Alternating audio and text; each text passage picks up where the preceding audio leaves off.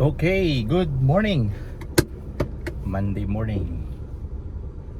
Um, let's start with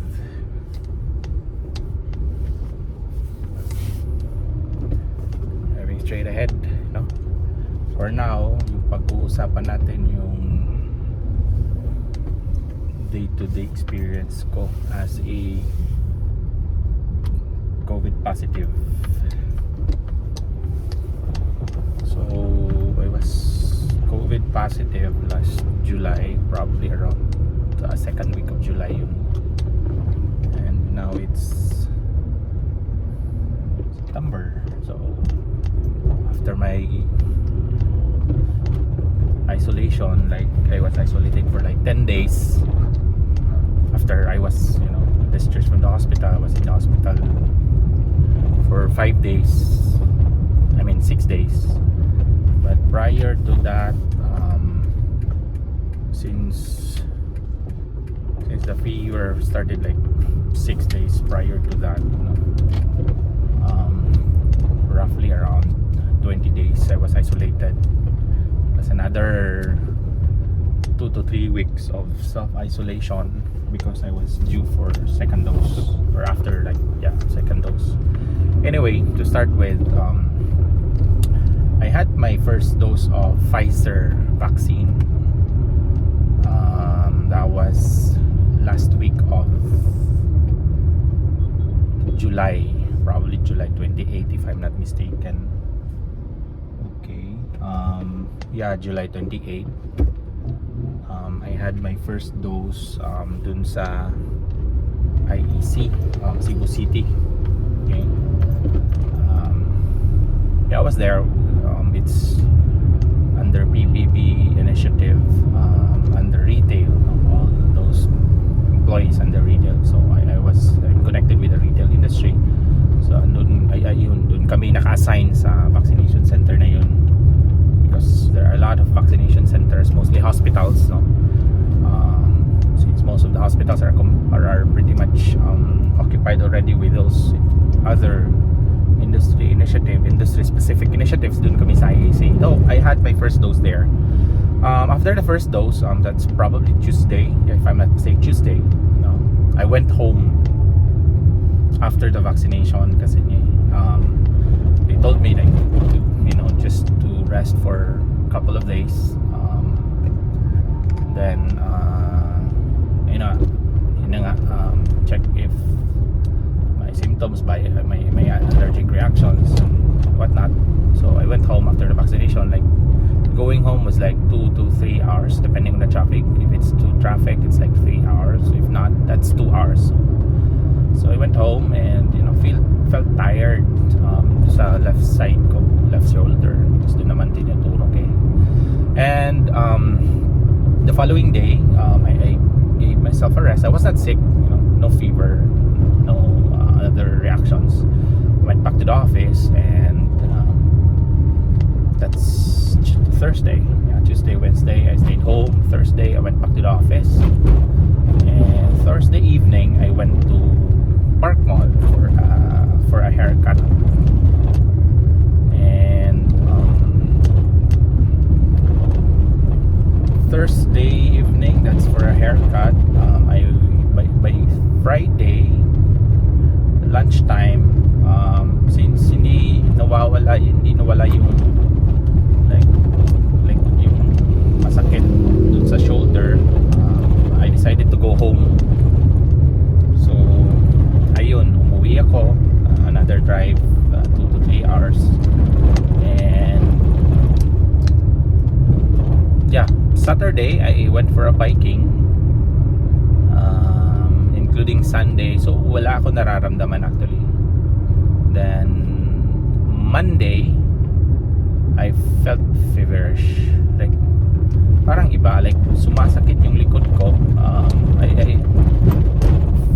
By that week, Monday, I'm scheduled for a work from home, so I have to stay at home and work from there instead of like going to the office. So I felt weird, like my back was painful, like started at the lower back, no, and I was having a meeting in the cafe or in the coffee shop. I was like, I was not I can't concentrate on the meetings I have for that day, so I tend to stand up, roam around kasi hindi nawawala eh. So I was thinking na ano lang, effect lang ng biking kasi mga around 2 weeks din ako hindi nagbabike eh. So parang ano lang to, simple back spasm due to biking. Yeah. Then on Monday evening, yung fever ko naging 37.5 and it's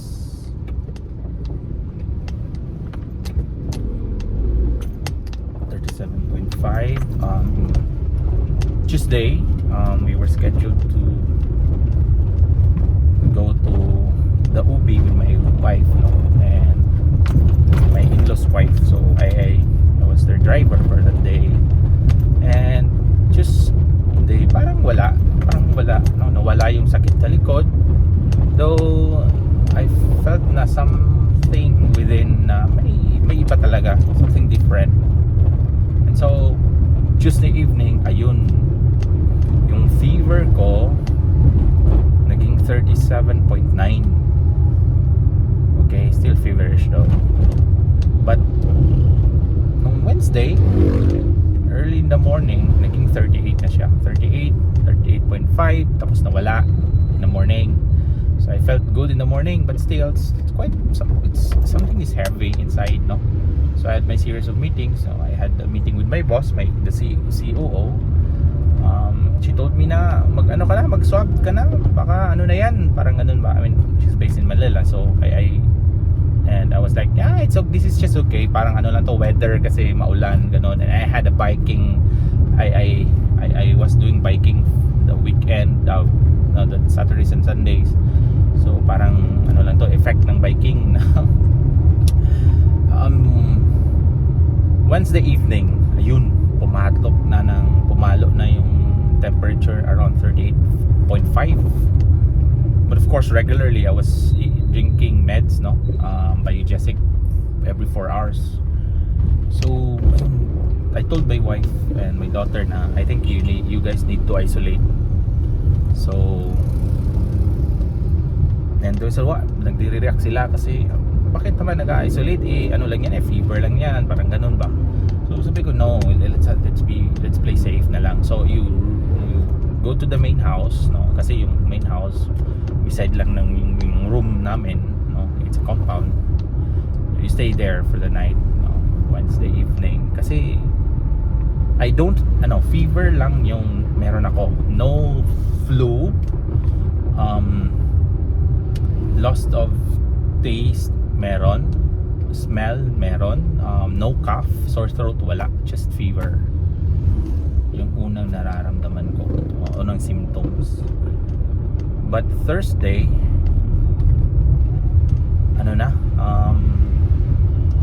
pumapalo na ng like yung Thursday evening, pumapalo na yung fever na around 39.5, no? Like it's in the morning, I mean my appetite was still there, but yeah, fever is on and off. But in the morning of Thursday and even Friday, no fever at all. Yun na nga ang something like I worrisome nung COVID na yan yung fever, kasi normally they don't pour in the morning. As for my experience lang they don't, but for others, I don't know with them, but yun na nga ang worry. In the evening, dun pumapalo yung fever, nag-occur yung fever. In the morning, wala. So what I did Thursday morning and Friday morning, I went to the early in the morning, like around 5:30 or 6 a.m. I went to the beach, no? Kasi yung bahay namin around 100 meters lang from the shore. So I went there, naliligo ako ng dagat, tapos parang wala kasi, parang wala lang to. Just take a bath, no? Sa sina lang doon. Ayun, wala. Pagpalo ng pag Friday, no? parang lunchtime na ata yun, nawala yung sense of smell ko. Nawala yung sense of smell ko. Tapos lumapit sa akin yung wife, no? Sabi niya, kumusta ka na? Sabi ko, you know what? I think I have COVID. Why? Nawala yung sense of smell. So I can't smell anything. Parang nag-clog lahat. Shut down talaga. And now she's beginning to worry. And sila din sa bahay, worry sila. Pero not really worry that they have to be really worried because nobody had COVID, no? From in the family since COVID started. So Friday evening, ayun, pumalo na naman ng 39.5, 39 banda doon. Then ako lang mag-isa sa room, so I have to wake up like, well, because due to the high fever, you tend to wake up, no? I woke up around 12 or 2 a.m. then 4 a.m. then, so wala talaga masyado akong tulog. So I have to drink medicine, I have to get some towel para bababa yung lagnat. Saturday I decided na I'd probably get a teleconsult, no? Kasi hirap sa COVID, baka takot na ako pumunta ng hospital, baka magka-COVID tuluyan ako. So yes, I went there and I telemedicine, it's teleconsult. I think they're based in Cebu City lang. So ayun, nireresitahan ako na yung other symptoms kasi yung Friday, I think Friday, I have yung breathing ko parang short, no? Not really short na yung naghihingalo ka or you are having a hard time breathing, no? Hindi yung parang ganun. Take note, I had my first dose lang. So yung breathing ko lang, pag if I breathe deep, nag-i-inhale ako ng deep, nagka-cut siya bigla, tapos uubo ako ng hard, no? Talagang hard cough ko, parang iba, parang short lang talaga, no? Hindi lang nag-i-inhale ka ng probably 5 seconds or even 10, you can do that, no? Now if your lungs is healthy, but with COVID it's just less than 5 seconds, probably 3 seconds lang, wala na, putol na, tapos parang hindi na makapasok sa lungs yung oxygen. So yun yung sinabi ko sa teleconsult sa doctor, no? Sabi ko, ito yung symptoms ko, nawala yung smell ko. First, I have a fever on and off every evening. Third, yung breathing ko, if I breathe deep, short lang siya, nakakat, tas nagka-cough ako. Nothing, yun lang. So binigyan ako ng doctor ng Azithromycin daw, antibiotic for bacteria sa lungs. Okay, and he asked me also to continue my biogesic every 4 hours na lang. Okay, Saturday, I think that was Saturday morning, no? By lunchtime, bigla na lang nawala yung yung appetite for eating. So water na lang, then tapos yung water pang hirap inumin, parang okay na, I don't really drink much. So naging kumpiyansa ako, no? May kasi may antibiotic na ako. Sunday, evening din Saturday, ayun, bumalik na yung lagnat, yung lagnat. So wala kang tulog, down rin yung resistensya mo, no? And worst of all, hindi ako nag-vitamins, no? Yun ang the big fault ko, na I didn't check, no, online research yung dapat vitamins ng potential COVID, no? Tapos hindi na ako nagba-vitamins, no? I'm not used to it. Although I do vitamin C lang, pero 500 mg microgram, yan, so hindi yan tatalab, no? So Sunday evening, I called up my wife, tinawag ko sa kabilang room or sa sala, no? Can you come here? Bakit? Parang nahihilo ako, parang ba, yung feeling ko umiikot yung mundo. I felt dizzy, a bit nauseous, no? And then 1 to 2 minutes after, nag-collapse ako. Bang! Shut down lahat. As in, wala na akong narinig, wala na akong nakita, wala na akong nararamdaman. I was down in a cold pavement dun malapit sa room namin. Yung daanan, dun ako nag-collapse. Naramdaman ko na lang na yung wife ko umiiyak na, nagsisigawan na lahat ng mga tao. Tapos yung coffee shop namin was just beside our house, or because it was inside the compound, no?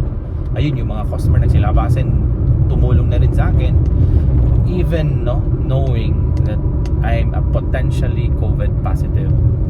That's what I really like about the event, no? I mean, yung tao talaga, they're willing to help, no, if you need it. No, I mean, that's really scary because I'm COVID probable, no, suspected COVID patient. So they helped me. They tried to massage and do everything. Well, I didn't know much of it because I was totally cut off to the reality, what's happening around me. And yun na nga, I gained consciousness mga konti na lang. At least I realized nandun pa rin ako sa pavement, hindi nila ako ginalaw kasi baka anong mangyari, kasi I was lying in front. Yung pagbagsak ko in front, I after that one, even I had bruises on my face. Ito, nag-ano siya sa na nagalusan ako because of the wall, my knees, and I was so, yung damit ko parang naging mud kasi umuulan yun. Tapos may dumating na ambulansya sa bahay. Yeah, kudos to those guys who helped me, the staff sa yung mga barista sa coffee shop tumulong, yung mga in-laws ko, brother-in-law tumulong, yung Air Force, yung mga customer na police, kasi malapit yung police station sa amin, tumulong. They usually hang out at coffee shop naman malapit sa amin. Even the emergency responders were there already. So I woke up, I stood up. No, I didn't stood up. They put me in that stretch chair or something. Yung sa yung pang na-aksidente ka, hindi ko alam ang pangalan nun, yung orange, nilagay nila ako doon, ni-roll nila ako, pinasok nila sa ambulance. Tapos dinala ako sa district hospital. Doon sa district hospital, I felt better na, though I felt really tired, dizzy, sleepy. Then of course naka-mask ako, my mask was on. When I did collapse, wala akong mask noong time, so that was the most scariest part. But the people who helped me, I think they had it on, naman. So of course the Air of guys, they're fully vaccinated. Yung sa amin yung mga staff ng yung mga barista tsaka yung police, I'm not sure they're fully vaccinated, even my wife was like pregnant, is pregnant, 5 months pregnant ata. I think she was wearing, my daughter was there also. Sa district hospital, I asked if pwede ba dito isolation, parang ganun ba, kasi sabi ng doktor, I think I'll be fine daw kasi may antibiotics na ako, Azithromycin, for my lungs. Yun lang importante na mamamanage yun, And then sabi ng doktor, wala kaming supplies dito, sir. So district hospital, issue nga yan dito sa Cebu because of the governor, when she stepped in, parang tinanggal niya yung ibang doktor tsaka nurse. Ayun, pumasok si COVID, wala, collapse yung system. Sabi ko, uwi na lang ako siguro, but my wife insisted na we need to go to the hospital really. Okay, sige, pag-usapan natin sa bahay. So yun lang, first aid sa hospital, punta ako, uwi ako ng bahay, tapos nakahiga lang ako. Then we asked someone, a nurse, a freelance nurse, to check on me sa bahay that evening, same evening, kasi nag-collapse ako mga around 6 PM ata yun. Then the nurse was there at the house checking on me. Okay lang, sir, hindi, yung every 4 hours na lang, tapos magdi-dextrose daw kami. Yeah, I suggested that. They suggested that kasi parang dehydrated ako due to my fever, on and off fever. Tapos wala akong appetite kumain. Ayun. doon. So my wife decided na we need to go to the hospital. Okay, so tinawag namin uli yung ambulance. I was sent to first to South Gen, no. Unfortunately, fully occupied sila, no. Wala nang vacant. We went to San Lucas, no. It's a new hospital under Maayo. Then still wala daw available. So I went to Ace Medical Center. Sabi nung doon, like they can accommodate me, may ano pa daw sila, extra bed. Pagtanungan din namin na ilan yung COVID positive, sabi nila ay around 6 ata yung time, 6. Pag ako naging positive daw, maging 7. Yeah, so that capacity they can accommodate me pa. So ayun, naswab ako mga around 1 AM. Tapos pinasok na ako sa taas. They have rooms for suspected COVID, probable, possible, no, and rooms for COVID positive. So pag nag-positive ako, ay transfer ako so ayun, I was there na hospital na, swabbed, no.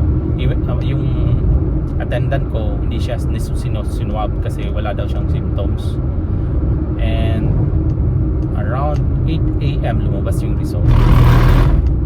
Sabi nun, I'm COVID positive. Parang gumuho yung mundo ko. Parang like, oh my God, all the fear. Tapos nag-overthink pa ako. So paano na to, may pamilya ako, may bills akong babayaran and all that, no. It was like, damn, this is so scary. Ayun, nag-shoot up palate yung BP ko. Ayan, BP issues naman. So hypertensive ako. Not that high, 130 lang usually if it's shooting up, but in rare occasion it's 145. But that time nagiging 145 yung blood pressure ko.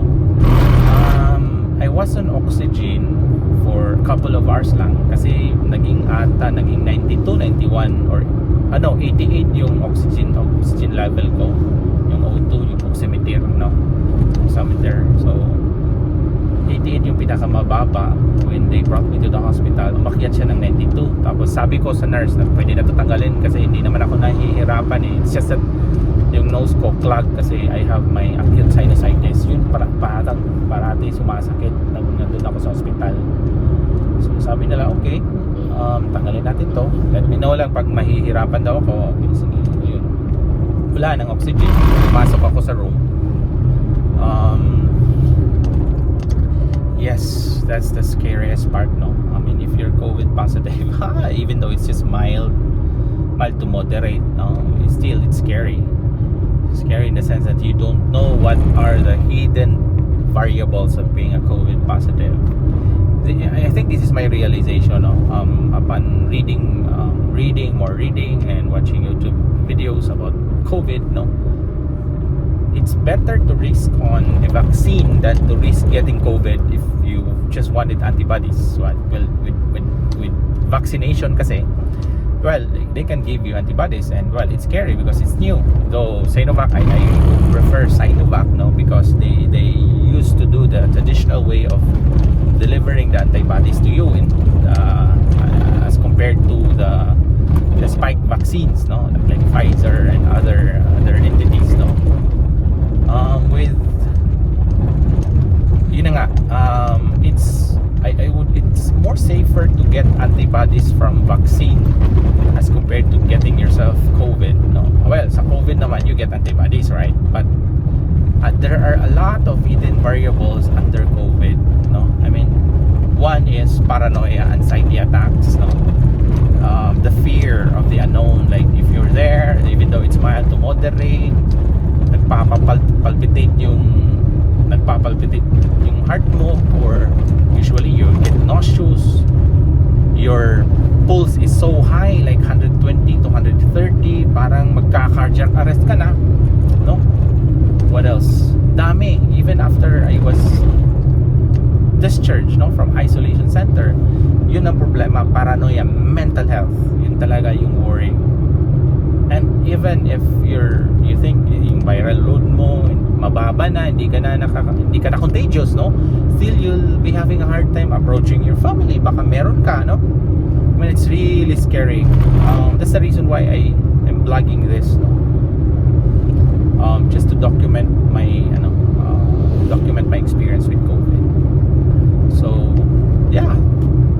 that's the first week of being sick, being a COVID suspect, no?